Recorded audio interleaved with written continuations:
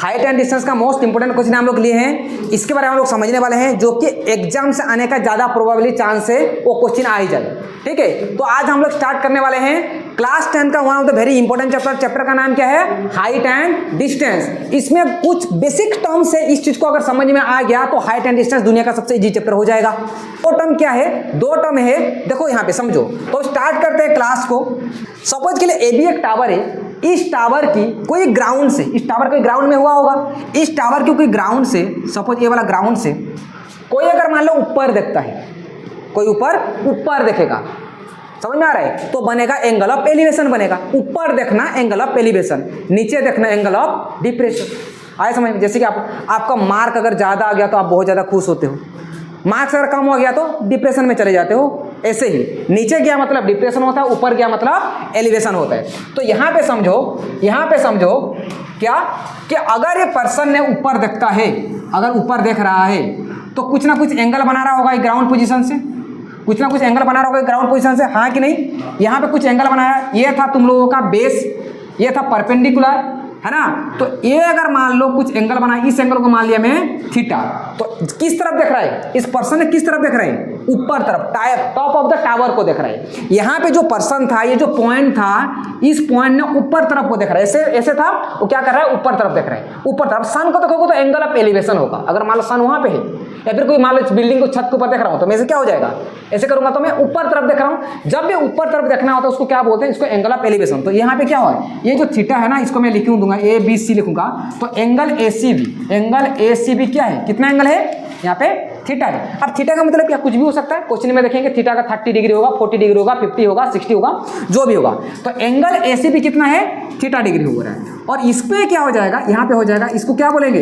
इसको बोलेंगे angle of elevation. तो एक चीज आपको समझना जरूरी है, क्या है कि जब भी एंगल ऑफ एलिवेशन होगा तो कोई पर्सन हो, कोई ऑब्जेक्ट हो, किस तरफ देख रहा होगा? ऊपर तरफ ही उसका फेस हुआ होगा, ऊपर तरफ देख रहा होगा, उसको बोलेंगे एंगल ऑफ एलिवेशन। ऐसे ही दूसरा चीज होता है angle of depression. Angle of depression क्या होता है?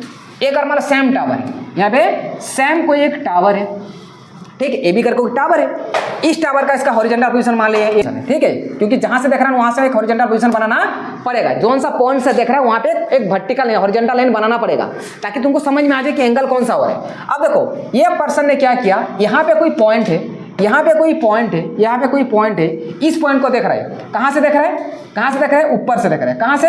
ऊपर से, मतलब टॉप ऑफ द टावर से देख रहे हैं। Top of the tower A B है, यहाँ से लेके यहाँ तक देख रहा है, मतलब ये नीचे तरफ देख रहा है, नीचे तरफ देख रहा है, ऐसे देख रहा है। आया समझ में? तो अब देखो इस पॉइंट को मैं भी जोड़ देता हूँ, यहाँ पे ऐसे जोड़ देता हूँ, ठीक है, ताकि एक ट्रायंगल बन जाएगा। तो यहाँ पे आप देख सकते हो कि ये जो एंगल बना, ये एंगल कितना हो गया? थीटा हो गया। क्या हो गया? थीटा हो गया। तो ए दे दिया, इसका बी दे दिया, इसका नाम सी दे दिया, और इसका नाम अगर मान लो डी देता, तो एंगल सी ए डी कितना डिग्री हो रहा है? Theta degree. कितना हो रहा है? थीटा। तो ये जो एंगल सी ए डी जो थीटा हुआ, ये एंगल को क्या बोलेंगे? ये जो एंगल देख किस तरफ रहा है, किस तरफ देख रहा है? मैं बोल रहा हूँ किस तरफ देख रहा है? नीचे तरफ देख रहा है। नीचे तरफ देखना को क्या होता है, वहां पे कौन सा एंगल बनेगा? डिप्रेशन। नीचे तरफ एंगल बना, इस एंगल को क्या बोलेंगे? इसको बोलते हैं angle of depression. Angle of depression, समझ में आया? अच्छा, एक चीज समझो, क्या एडी लाइन और बीसी लाइन पैरेलल है कि नहीं है?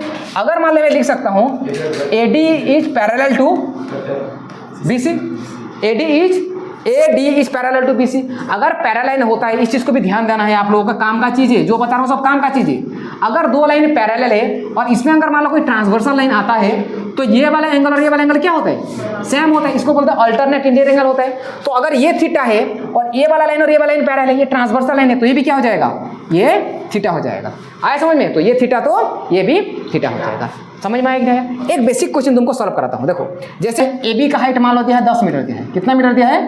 10 मीटर दिया गया है ना? और एंगल ऑफ एलिवेशन यहाँ पे मान लो सपोज के लिए दिया है 60 डिग्री दिया है। कितना डिग्री दिया है? 60 डिग्री। तो यहाँ पे पूछ रहा है फाइंड BC पूछ रहा है, यहाँ पे निकालना है फाइंड BC। देखो यहाँ पे हम लोग एक साइड अगर पता हो गया तो बाकी दो साइड ऑटोमेटिकली निकाल सकते हैं। आप कैसे निकालोगे? अगर मान लो हम लोग ट्रिगोनोमेट्री में पढ़ चुके हैं कि जोन सा एंगल थीटा होता है, उसको हम लोग क्या मानते हैं? वो वाला साइड को क्या मानते हैं? बेस मानते हैं। क्या मानते हैं? बेस। तो भाई साहब अगर ये मान लो थीटा है, क्या ये बेस होगा क्या? अरे होगा कि नहीं होगा यार? समझ में आ रहा है कि नहीं आ रहा है? तो ये बेस हो तो क्या हो जाएगा? ये परपेंडिकुलर, तो ये क्या है? ये हाइपोटेनस होता है। तो मेरे को क्या निकालने के लिए बोल रहा है? BC निकालने के लिए बोल रहा है।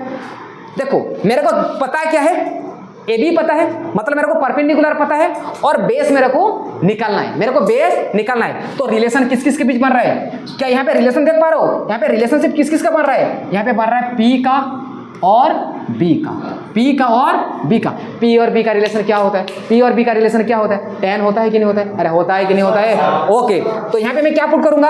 कौन सा एंगल दिया है? tan 60 equal to perpendicular base. Perpendicular कितना? AB है। अरे हाँ कि नहीं? AB। बेस कितना है यार यहाँ पे? BC। समझ में आ रहा है कि नहीं आ रहा है? तो tan 60 कितना होता है? 1 होता है, सॉरी √3 होता है।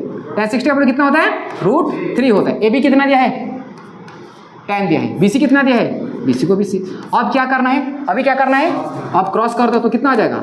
√3 BC इक्वल टू कितना हो जाएगा? 10 आ गया। और यहाँ पे लिख सकते हो BC इक्वल टू कितना हो जाएगा? 10/√3। अगर √3 को हटाना चाहते हो तो हटा सकते हो। कितना हो जाएगा यहाँ पे? BC इक्वल टू कितना हो जाएगा? 10 √3 कितना हो जाएगा? 3 आ जाएगा। समझ में आया नहीं? अबे √3 है तो यहाँ पे एंगल ऑफ डिप्रेशन दिया है, यहाँ पे दिया है एंगल ऑफ डिप्रेशन। अगर एंगल ऑफ डिप्रेशन दिया गया तो कैसे सॉल्व करना है? देखो तरीका है। अगर ये थीटा है भाई साहब, ये क्या थीटा हो जाएगा? क्या ये भी 45 डिग्री हो जाएगा?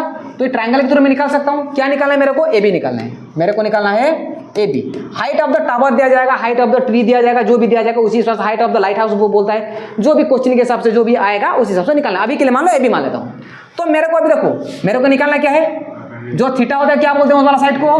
बेस। ये क्या हो जाएगा? P हो जाएगा। समझ में आया कि नहीं? कौन सा फिर P/B का रिलेशन क्या होता है? tan होता है यहाँ पे भी। लेकिन अगर मैं तुमको AC पूछता तो यहाँ पे H आ जाता, तो B/H। B/H किसका रिलेशन होता है? cos का रिलेशन होता है। समझ में आ रहा है? तो cos 45 पुट करता। समझ में आया? तो यहाँ पे tan आ जा रहा है। ज्यादातर ना इस चैप्टर में किसका यूज होगा? ज्यादातर tan का यूज होता है। तो परपेंडिकुलर कितना है? AB है, AB/BC। tan 45 का कितना होता है? 1 होता है। AB कितना? AB तो मेरे को निकालना है। BC कितना दिया यार? 20। तो देखो यहाँ पे देख सकते हो AB कितना हो जाएगा? यहाँ पे AB कितना हो जाएगा? 20 आ गया। AB भी कितना हो जाएगा? 20। यूनिट मीटर में दिया है तो मीटर में, है ना? मीटर दिया है तो मीटर में, सेंटीमीटर दिया है तो सेंटीमीटर में, किलोमीटर दिया है तो किलोमीटर में, जो भी दिया है उसी हिसाब से आपको निकालना पड़ेगा। क्या क्लियर हो गया यहाँ तक? इधर देखो मेरे पास, सुनो। समझदार बच्चा क्या करे? Angle of elevation, angle of depression समझ में आ गया। अब जाके घर में इसको रट्टा मारोगे क्या? एंगल ऑफ एलिवेशन डिप्रेशन समझ में आना चाहिए। कोचिंग करोगे भाई इसको, इसका कोचिंग करना है तुम लोग। और क्या बचा इसमें? कोचिंग करते, कोचिंग प्रैक्टिस करो तब तो समझ में आएगा। एग्जाम में क्या थ्योरी आएगा? कोचिंग आएगा। आप डिफरेंट है, कोचिंग प्रैक्टिस करोगे। न्यूमेरिकल के साथ साथ जितना भी कोचिंग दिया गया सबको प्रैक्टिस करना है, तब जाके मार्क्स आएगा। स्टार्ट करते हैं कोचिंग। देखो एंगल देखने में बहुत खतरनाक लग रहा है, देखने में बहुत खतरनाक लग रहा है, लेकिन बहुत ईजी है। समझते हैं कोचिंग में क्या दिया गया है, कैसे पढ़ना है, पता है? Very good. In the figure, एक अगर रेडी फिगर दे दिया है, given it is given that AB is perpendicular to BD बोल रहा है। तो AB परपेंडिकुलर टू BD मतलब ये कितना है? AB is perpendicular to BD। समझ में आया? AB क्या है? परपेंडिकुलर टू BD मतलब यहाँ पे 90 डिग्री बन रहा है बोल रहा है। And is of length x meter. AB का लेंथ कितना दिया है? देखो यहाँ पे दिया है BD एंड इज। AB का लेंथ कितना है बोल रहा है? x मीटर है। कितना मीटर है? x मीटर है। कितना मीटर है? x meter. AB का लेंथ x मीटर है। DC कितना दिया है यार? DC कितना दिया? 30 मीटर दिया है। DC दिया है 30 मीटर। समझो DC का लेंथ है 30 मीटर। और क्या दिया है? एंगल ADB 30 पूरा है। ADB 30। अच्छा, और angle ACB 45। Without using table find x। x find करना है, x फाइंड करना है। x बोले तो ये वाला x, हाँ x का वैल्यू, मतलब वो तुम्हारा x की बात नहीं करे, ये वाला x की बात करे। x का वैल्यू क्या होगा, है ना? हर किसी का x का वैल्यू होता है। यहाँ पे x का वैल्यू क्या है बोल रहे हैं, समझे? हाँ समझो। कैसे करेंगे यार इसको, है ना? कैसे सॉल्व करेंगे? देखो सॉल्व करते हैं। यहाँ पे क्या दो ट्रायंगल सबको दिख रहा है? गिवन में क्या क्या लिखना है पहले लिखते हैं। क्या क्वेश्चन समझ में आएगा सबको? अरे हाँ कि नहीं? ओके, गिवन लिखते हैं। गिवन में तो क्या क्या दे? लेट AB, लेट, है ना? हमको लेट करके जरूरी नहीं है, हमको यहाँ पे ऑलरेडी दे दिया है। तो AB कितना दिया है? AB कितना मीटर है? x मीटर है। और CD कितना है? CD 30 मीटर दिया है, 30 मीटर। अच्छा, अगर सीधी 30 है, मैं BC को BC लिखता हूँ, BC कुछ ना कुछ तो होगा, तो BC को BC छोड़ दो। अब देखो दो ट्राइंगल देख रहे हो, triangle in triangle ACB, triangle ACB हमको निकालना है क्या, एक्स निकालना है ना, इन ट्राइंगल ACB। कौन सा ट्राइंगल में बात कर रहा हूँ पहले, यहाँ पे देखो, यहाँ पे समझो, मैं पहला छोटा वाला ट्राइंगल, क्या ये भी दो ट्राइंगल दिख रहा है, एक ट्राइंगल ACB और एक ट्राइंगल ADB। तो ट्राइंगल ACB में एंगल C कितना दिया है, एंगल C कितना दिया है 45 डिग्री। तो मेरे को यहाँ पे x निकालना है ना, मेरे को x निकाल देते हैं हम लोग। क्या पुट करूँगा मैं, मेरे को ये थीटा तो क्या हो जाएगा, BC बेस हो जाएगा, तो क्या हो जाएगा tan 45। So tan 45 equal to perpendicular है बेस, परपेंडिकुलर कितना है AB है, very good, by BC। Okay, tan 45 कितना होता है बेटा 1 होता है। AB कितना दिया है, AB x दिया है, x इक्वल कितना हो गया बाय BC। तो अब क्रॉस कर दोगे तो कितना, हाँ यहाँ पे क्या आ जाएगा, BC इक्वल टू आ गया x, BC इक्वल टू कितना आ गया, यहाँ पे आप लोग देख सकते हो, हम लोग BC का हम निकाल चुके हैं, कितना x निकाल चुके हैं। तो इसका मतलब ये समझ में आ गया कि BC का वैल्यू कितना निकल गया, ये जो BC का वैल्यू है, ये जो BC का वैल्यू कितना निकल गया, ये निकल गया x, कितना निकला x। समझ में आया। अब कौन सा ट्रायंगल पुट करूंगा मैं, बड़ा सा ट्रायंगल ADB, अरे हाँ कि नहीं। तो अभी देखो यहाँ पे इन ट्रायंगल ADC कैसे होगा, ADB 90 का लेके करना है, इन ट्रायंगल ADB मैं क्या लिखूंगा यहाँ पे मेरे को एंगल D कितना दिया है 30 डिग्री, जो कि एंगल ऑफ एलिवेशन हो रहा है। तो यहाँ पे लिख सकता हो tan कितना लूंगा मैं 30, क्या हो जाएगा perpendicular by base. Okay, tan 30 का कितना था 1/√3 AB कितना दिया यार x दिया गया है, अरे हाँ कि नहीं। आप देखो BD कितना होगा, BD अभी यहाँ पे समझो, ये जो BD का वैल्यू है यार, ये BD का वैल्यू कितना है, ये BD का वैल्यू कितना है, देखो समझो यहाँ पे ये जो BD का वैल्यू है, ये जो BD का वैल्यू है कितना है, BD टोटल x + 30 नहीं है क्या, x + 30 मीटर होगा कि नहीं होगा, टोटल होगा। तो इसकी जगह मैं क्या लिखूंगा, इसकी जगह मैं लिखूंगा x + 30। इसको देखो क्रॉस मल्टीप्लिकेशन कर दो यहाँ पे, तो √3 × x कितना हो गया, √3x हो गया, कितना आ गया √3x × x + 30। यहाँ पे बच्चे लोग गुम हो जाते हैं, यहाँ पे आगे इसको सॉल्व करना बहुत मुश्किल हो जाता है। कैसे करना मैं बताता हूँ, तरीका बताता हूँ।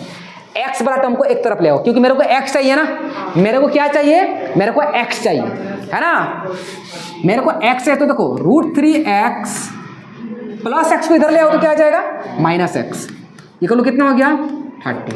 समझो यहाँ पे समझो, मैं x वाला टर्म को एक तरफ ले आया, तो कॉमन क्या आ जाएगा इन दोनों में x, हाँ यहाँ पे निकल जाएगा, यहाँ पे आंसर निकल जाएगा। सो x इक्वल टू क्या बचा यहाँ पे √3 - 1 इक्वल कितना हो गया 30 हो गया। सो यहाँ पे इसको सॉल्व कर देता हूँ, x इक्वल टू कितना हो जाएगा √30/√3 - 1।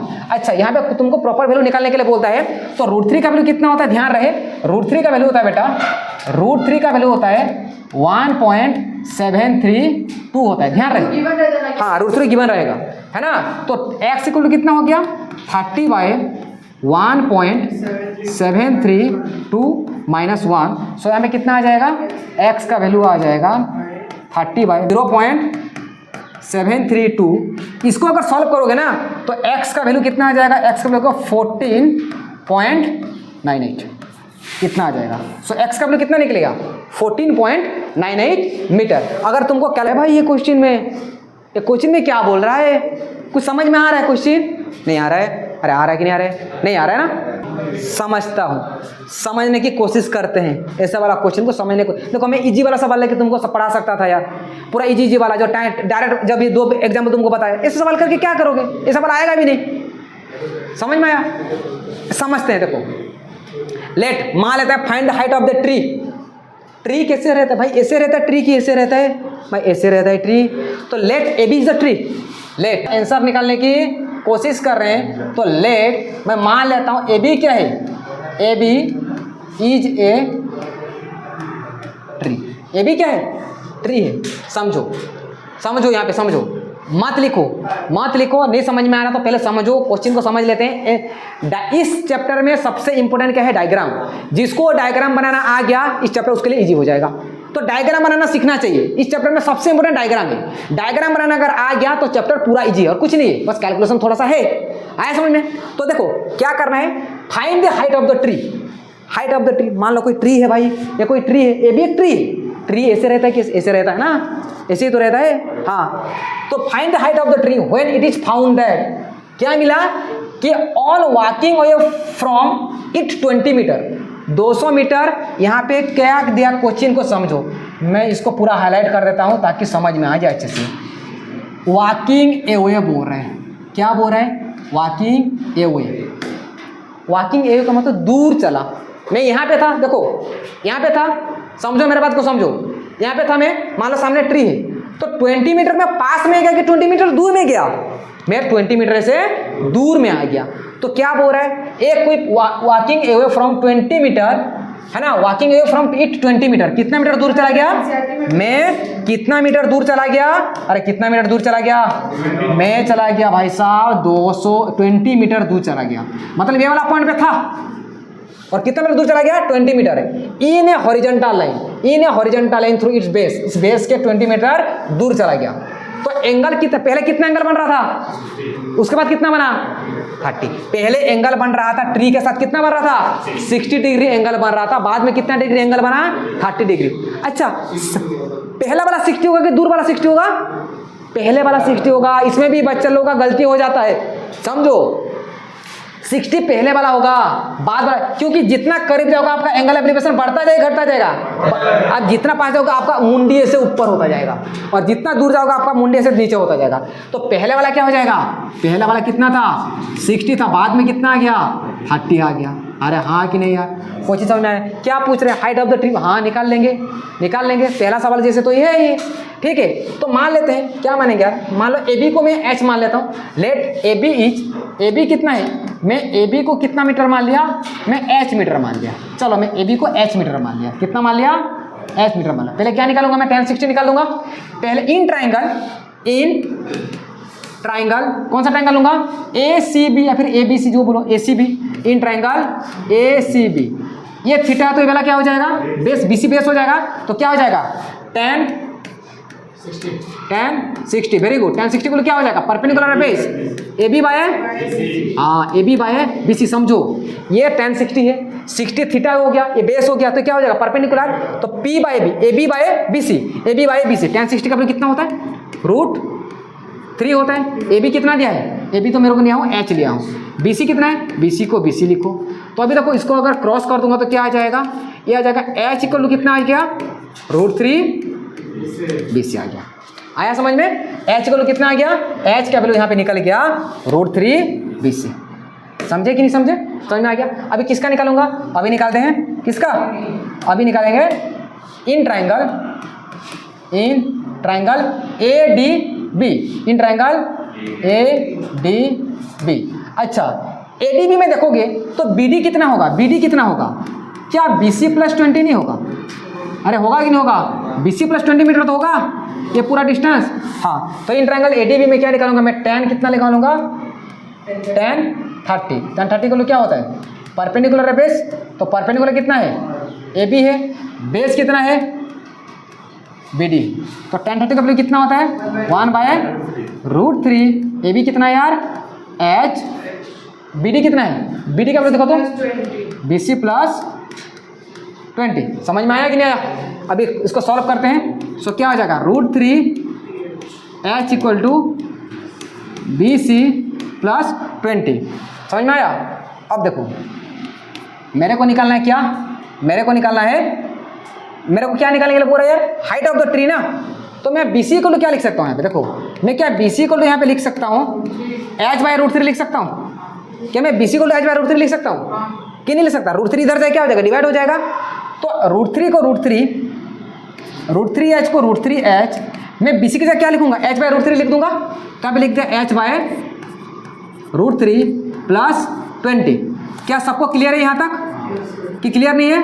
तो √3h को देखो यहाँ पे एलसीएम ले, जो कितना जाएगा? एलसीएम जाएगा भाई साहब √3, तो क्या बचेगा यहाँ पे? h plus 20 √3।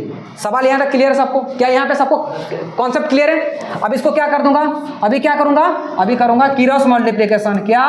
क्रॉस मल्टीप्लिकेशन करेंगे। तो देखो इसको हाँ हटाओ, इसको, इसका काम नहीं है अभी देखो यहाँ पे क्या हो जाएगा, h प्लस, देखो √3 इंटू √3 कितना हो गया, √3 इंटू √3 3 हो गया, तो 3h इक्वल टू कितना हो जाएगा, h प्लस 20 √3। समझ में नहीं आया? 3h, h को इधर भेज दो। मैं फिर बोल रहा हूँ, देखो यहाँ पे 2 वेरिएबल है, एक h वेरिएबल, अलग अलग वेरिएबल, सॉरी सेम वेरिएबल थे, लेकिन h वाला टर्म को एक तरफ कर दो। तो √3h माइनस h को कितना हो गया, 20 √3। सो 3h माइनस h कितना h हो गया, 2h इक्वल टू कितना हो गया, 20 √3 एंड h इक्वल टू कितना हो गया दीदी, 20 √3/2, तो कट गया तो 10 बचा, तो कितना हो गया, h का वैल्यू निकल गया 10 √3। तो h का वैल्यू कितना निकल गया, 10 √3। क्या समझ में आया? अगर तुमको, अगर मान लो √3 का वैल्यू तुमको गिवन है, √3 का वैल्यू तुमको गिवन है और बोल रहा है कि 1.732 आपको गिवन है, तो क्या करोगे, यहाँ पे करोगे 10 इंटू √3 का वैल्यू कितना है 1.732 पुट करोगे तो लगभग 16 पॉइंट समथिंग आएगा। ये आप लोगों को कैलकुलेशन स्ट्रॉन्ग करने की जरूरत है। अब कैलकुलेशन स्ट्रॉन्ग कैसे होगा, आपको प्रीवियस ईयर क्वेश्चन लगाना है ना, कैलकुलेटर यूज नहीं करना है, घर में प्रैक्टिस करते टाइम खुद में सब करना है, क्योंकि एग्जाम में आपको कैलकुलेटर नहीं मिलने वाला है, ठीक है। अरे यार, सो आज के लिए क्लास इतना ही। नेक्स्ट क्लास में हम लोग डिस्कशन करने वाले बहुत सारे क्वेश्चन जो हाइट एंड डिस्टेंस से रिलेटेड है, जो कि एग्जाम में आ सकता है, इस टाइप का क्वेश्चन हम लोग डिस्कशन करने वाले हैं। सो अगर मेरा क्लास पसंद आ रहा है तो मेरे चैनल को लाइक कीजिए, सब्सक्राइब कीजिए और मेरा सपोर्ट कीजिए। Thank you for watching and God bless you all.